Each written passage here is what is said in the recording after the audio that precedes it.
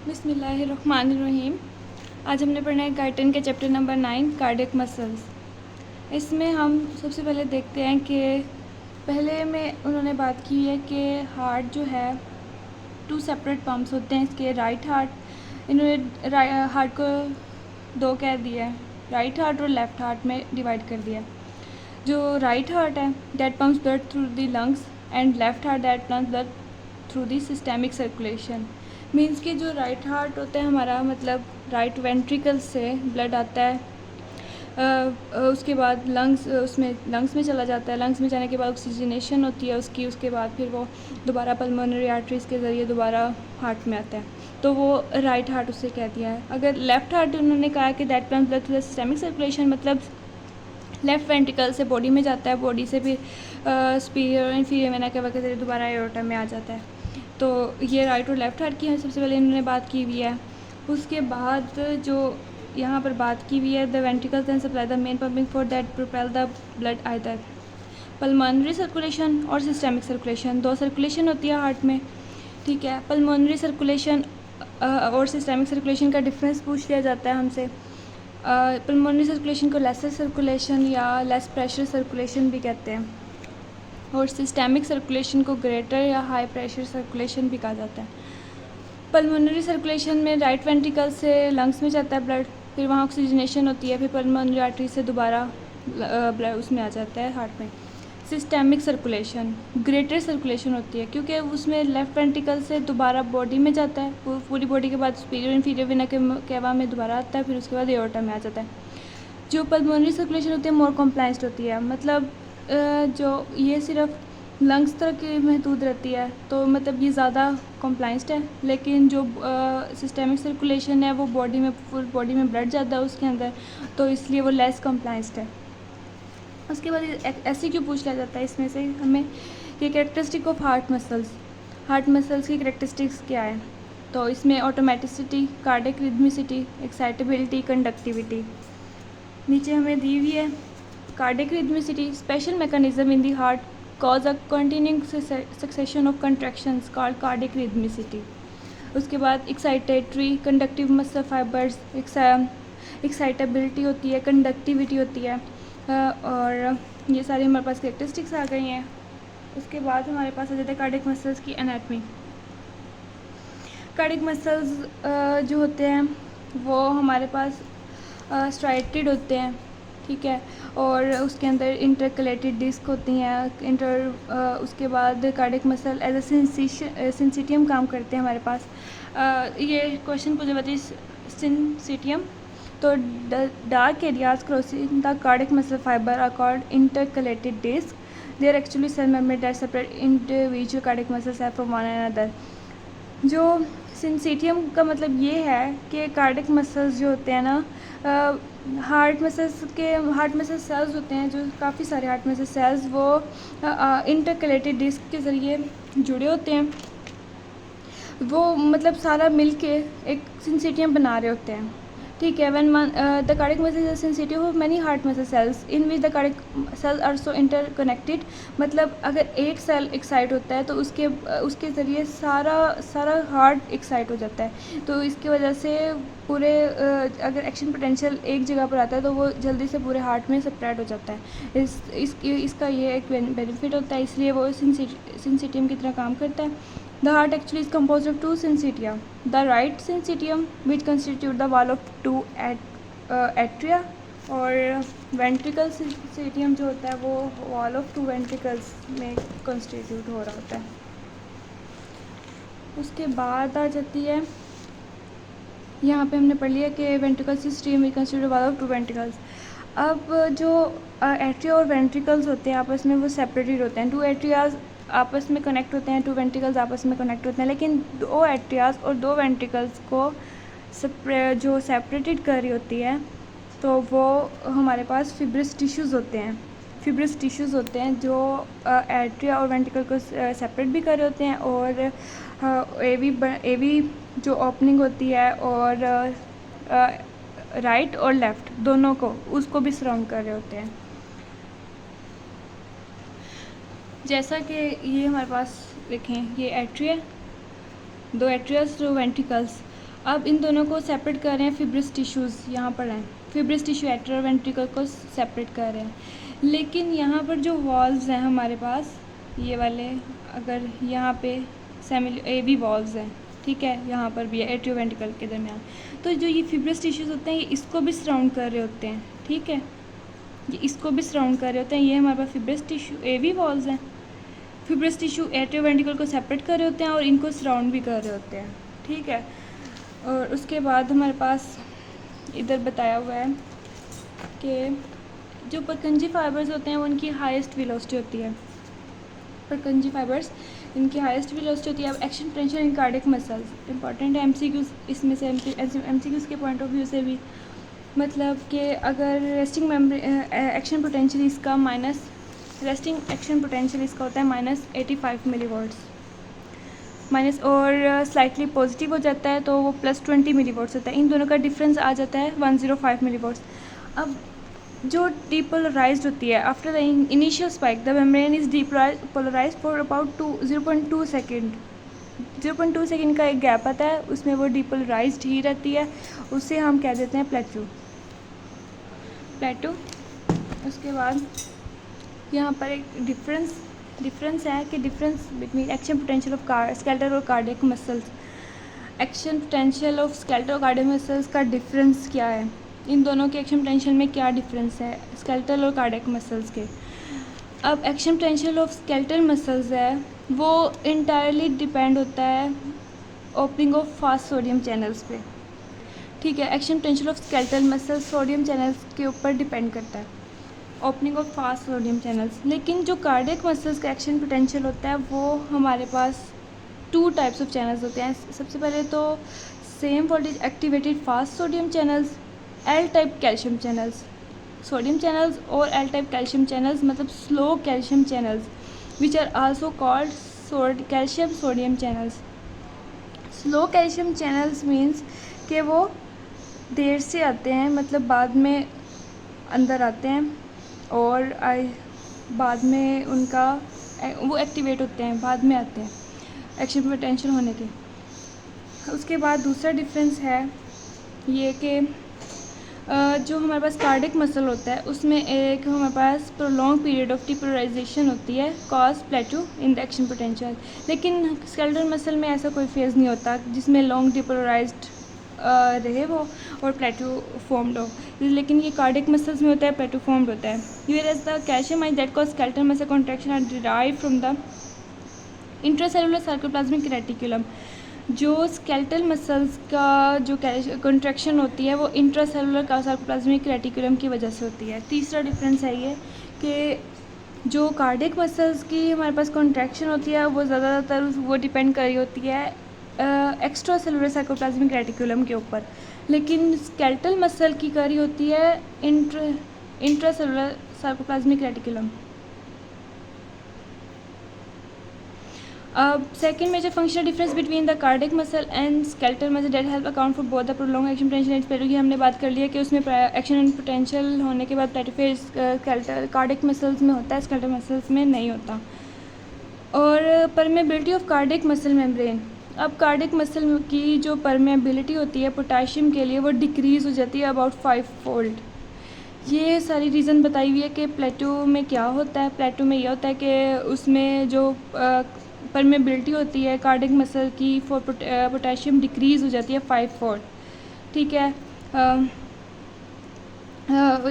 उसके बाद this decrease potassium permeability में result from excess calcium influx through the calcium channels. ये हम आगे डिस्कस करते हैं सारा। अब phase of cardiac muscle action potential, इसके फेजेस कौन कौन से हैं? इसके मेनली 4 फेज़ होते हैं जिसमें phase 0, phase 1, phase 2, phase 3, phase 4।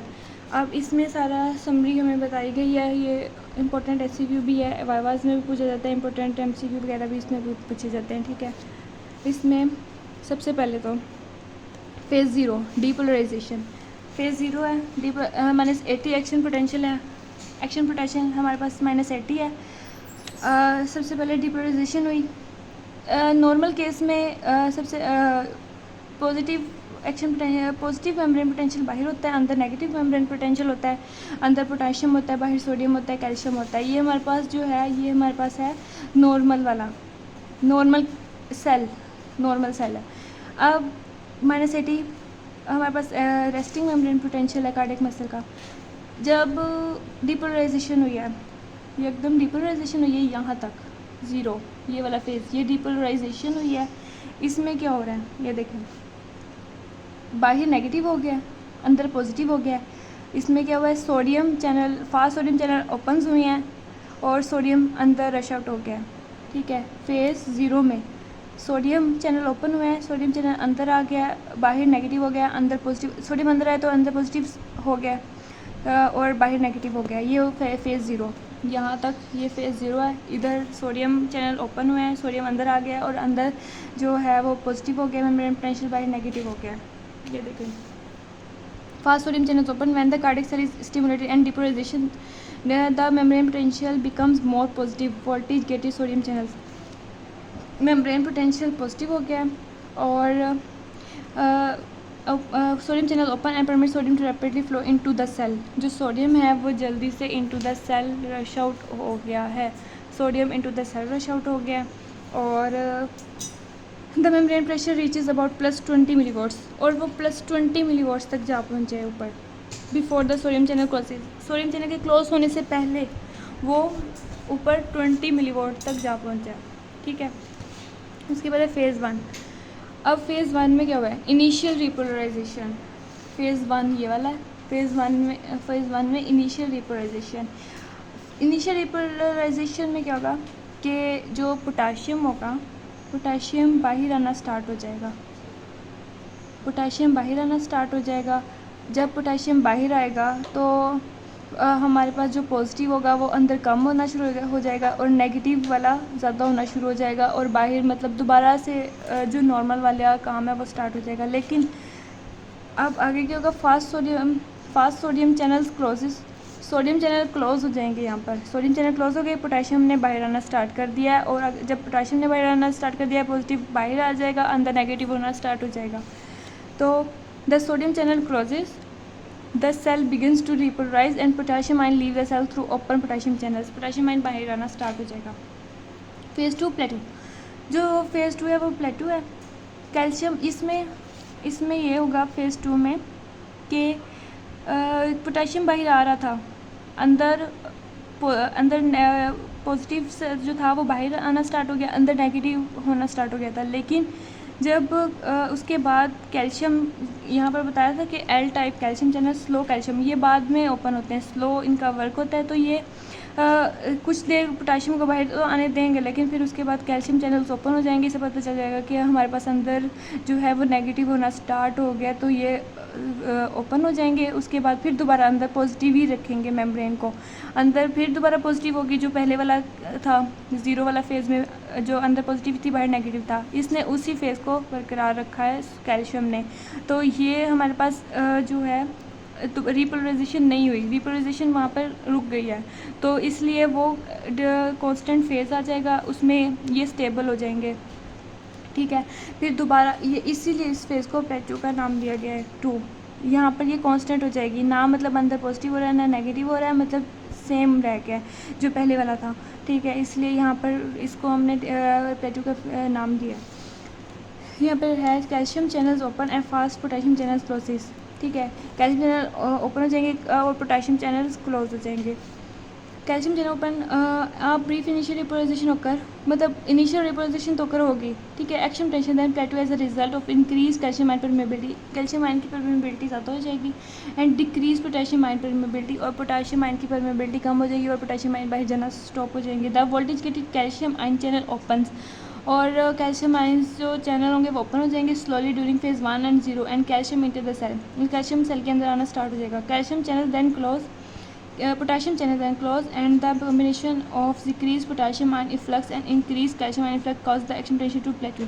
मतलब कि अगर कैल्शियम अंदर आ रहा है और पोटेशियम बाहर नहीं जा रहा, तो इसको ये दोनों चीज़ें इसको स्टेबल कर देती हैं और वो प्लेटू का फेज़ क्रिएट कर देती हैं। उसके बाद आ जाता है phase 3 rapid repolarisation. Initial repolarisation हो रही थी, प्लेटू ने आके इसको कांस्टेंट कर दिया, सही है। उसके बाद दोबारा जब ये ख़त्म हो गई, ये 0.2 सेकंड का टाइम होता है प्लेटू का। उसके बाद दोबारा रैपिड रिपोलाइजेशन स्टार्ट हो जाती है। इसमें क्या होगा, इसमें ये होगा कि यहाँ पर कैल्शियम चैनल क्लोज हो जाएंगे और पोटाशियम चैनल्स ओपन हो जाएंगे और पोटाशियम बाहर आना स्टार्ट हो जाएगा। पोटाशियम जब बाहर आना स्टार्ट हो जाएगा, तो दोबारा अंदर नेगेटिव स्टार्ट हो जाएगा और बाहर वाला मेम्ब्रेन पॉजिटिव। ये वाला फेज़ इनिशियल रिपोलाइजेशन में हो रहा था, ये वाली चीज़ इनिशियल रिपोलाइजेशन में हो रही थी यहाँ पर, लेकिन प्लेटो ने इसको रोक दिया था। फिर दोबारा जब प्लेटो ख़त्म हुआ, दोबारा यही काम स्टार्ट हो गया, पोटेशियम ने दोबारा बाहर आना स्टार्ट कर दिया। पोटेशियम ने बाहर आना स्टार्ट किया, पॉजिटिव बाहर जाना स्टार्ट हो गया, अंदर नेगेटिव क्रिएट हो गया, बाहर पॉजिटिव हो गया और दोबारा से जो नॉर्मल जो रेस्टिंग मेम्ब्रेन पोटेंशियल है वो क्रिएट हो जाएगा।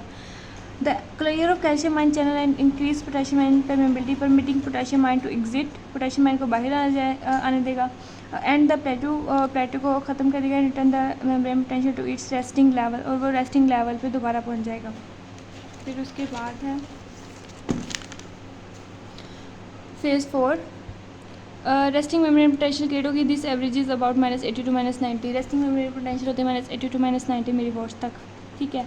अब जो प्लेटो है इसका क्या सिग्निफिकेंस है हमारी बॉडी में, कि ये क्यों होता है। ये एक क्वेश्चन वाइवा में पूछा जाता है कि why our heart is not tetanized, कि हमारा हार्ट टेटनाइज्ड क्यों नहीं होता, क्योंकि प्लेटो का फेज़ होता है प्रोलॉन्ग फेज़ होता है, इसलिए हमारा हार्ट टेटनाइज्ड नहीं होता। प्रोलॉन्ग रिफ्रैक्टिव पीरियड होता है उसमें, ठीक है। Velocity of signal conduction in cardiac muscles, जो velocity of the conduction of excited potential of both atrial and ventricular muscle fibre 0.3 to 0.5 metre पर सेकेंड होती है। वेलोसिटी ऑफ कार्डियक मसल्स की एट्रियल और वेंट्रिकुलर मसल फाइबर्स की 0.3 to 0.5 में सबसे ज़्यादा हाईएस्ट वेलोसिटी एमसीक्यू में पूछी जाती है परकिंजी फाइबर्स की होती है, वो 4 मीटर पर सेकेंड होती है। हाँ, उसके बाद है refractive period of cardiac muscles का रिफ्रैक्टरी पीरियड। इसका मतलब है कि ignoring new signals when already contraction happens, ठीक है। एब्सोल्यूट रिफ्रैक्टिव पीरियड हो रहा है, मसल पहले कॉन्ट्रैक्ट कर रहा है, पीछे से दोबारा सिग्नल आया है कि वो हार्ट को के कॉन्ट्रैक्ट करे, वो उसको इग्नोर कर देता है, वो मतलब कॉन्ट्रैक्ट नहीं करता, वो अपनी कॉन्ट्रैक्शन पहले वाली जो कॉन्ट्रैक्शन हो रही है उसी को जारी रखता है, तो वो होती है हमारे पास absolute refractory period. Refractory period दो तरह के होते हैं, एब्सोल्यूट और रिलेटिव रिफ्रैक्टिव पीरियड। एब्सोल्यूट ये है कि अगर वो पहले से कॉन्ट्रैक्ट कर रहा है और बहुत ही स्ट्रॉन्ग सिग्नल आ भी गया, लेकिन वो इनिशियली जब वो कॉन्ट्रैक्ट होना स्टार्ट हुआ है तो वो कोई असर नहीं करेगा, बेशक जो मर्जी हो जाए, तो वो उसको कहते हैं एब्सोल्यूट रिफ्रैक्टिव पीरियड। लेकिन जब वो रिपोलराइज होने लगे, ठीक है, रिपोलराइज होने लगे, तब उसके बाद अगर कोई स्ट्रॉन्ग सिग्नल आता है, बहुत ही ज़्यादा स्ट्रॉन्ग सिग्नल आता है, तो अगर वो मजबूर हो जाता है दोबारा कॉन्ट्रैक्शन करने के लिए, तो वो कॉन्ट्रैक्शन दोबारा अपने रेस्ट में आने से पहले ही कॉन्ट्रैक्शन दोबारा कर लेता है, तो वो होता है रिलेटिव रिफ्रैक्टिव पीरियड, ठीक है। Relative refractive period, the normal refractive period of ventricle is 0.25 to 0.3 second. जो नॉर्मल रिफ्रैक्टिव पीरियड होता है तो वो 0.25 से 0.3 सेकेंड का होता है, which is about duration prolonged plateau action potential, जो उसी की ड्यूरेशन होती है, मतलब 0.2 सेकेंड की ड्यूरेशन प्लेटो फेज की भी होती है, तो इसलिए रिफ्रैक्टिव पीरियड की भी उसी ने वही कहा है। There is an additional relative refractive period, relative refractive period of about 0.05 second का होता है, ठीक है। The refractive period of atrial muscle is much shorter than that of ventricle. Atrial muscle का रिफ्रैक्टिव पीरियड कम होता है वेंट्रिकल के मसल से, एट्रियल का होता है 0.15 और वेंट्रिकल का होता है 0.25 to 0.3, ठीक है। अब आगे हमने पढ़ना है excitation conduction coupling function of calcium ions and the transverse tubules. इसका मतलब है एक्शन पोटेंशियल से कॉन्ट्रैक्शन हो रही है हमारे हार्ट में। इसमें एससीक्यू कोई ऐसा सच नहीं बनता, कॉन्सेप्चुअल है एमसीक्यूज़ के तौर पे। इसमें हमने क्या पढ़ना है कि इसमें यह है कि जो हमारे पास कार्डियक मसल्स होते हैं, कार्डियक मसल्स में कैल्शियम है वो सार्कोप्लाज्मिक रेटिकुलम से भी आ रही होती है, और ट्यूब्यूल से भी आ रही होती है कैल्शियम, क्योंकि हमारे हार्ट को कैल्शियम की बहुत ज़्यादा रिक्वायरमेंट होती है। Tubules of cardiac muscle our diameter 5 times as great as that of skeletal muscle. Skeletal muscle से ट्यूब्यूल, जो कार्डियक मसल के ट्यूब्यूल होता है उसका डायमीटर 5 times ज़्यादा होता है स्केलेटल मसल से, लेकिन जो स्केलेटल मसल्स में जो कैल्शियम आ रही होती है वो सिर्फ हमारे पास सार्कोप्लाज्मिक रेटिकुलम से आ रही होती है। इसमें हमारे पास कैल्शियम सार्कोप्लाज्मिक रेटिकुलम से भी आ रही होती है और टीटीब्यूल से भी आ रही होती है। वो जाके एक्ट कर दिया रेटिनोडाइन रिसेप्टर्स पर, फिर उसके बाद कैल्शियम आयन बाहर आते हैं, फिर कंट्रैक्शन होती है। इसके बाद ये है इसमें। और इसमें अगर हम देखें यहाँ पर है उसके बाद है वाइल स्केलेटल मसल्स जो होते हैं, जो स्केलेटल मसल्स डिपेंड कर रहे होते हैं इंट्रासेलुलर कैल्शियम आयन की कंसनट्रेशन पर।